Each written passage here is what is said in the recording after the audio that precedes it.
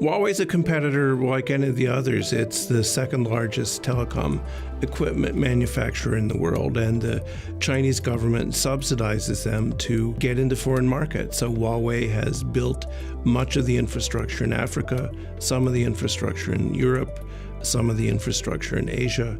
When you pick up your phone and talk into it, there's a fair chance if you're in another country, you're using Huawei technology. Huawei has been a tool of the Chinese state since its creation. It was founded by a former member of the PLA who received extensive Chinese government support to create the company. So Huawei is part of a large effort by the Chinese government to achieve both mercantilist goals to basically dominate the telecom market, and also intelligence goals to build a global signals intelligence platform.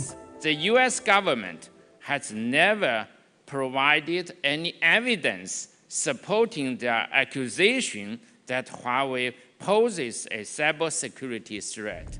When you think about security in Huawei, one of the big concerns is China's 2017 National Intelligence Law, which says basically that no Chinese company can refuse a request to help out from the Chinese state. And the fear is that under the new intelligence law, the Chinese government could ask Huawei to send a command saying, turn all the phones off, or use their infrastructure connections to gain intelligence advantage.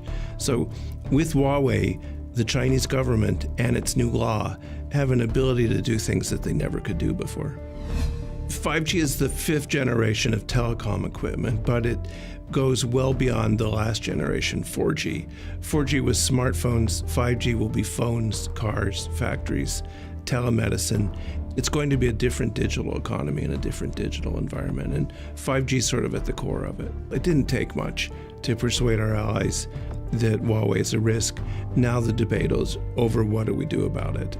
We believe that competition, whether it's in 5G or some other technology, ought to be open, free, transparent, and we worry that Huawei is not that. We need a comprehensive approach that keeps Huawei out of key areas and keeps Western companies in the business.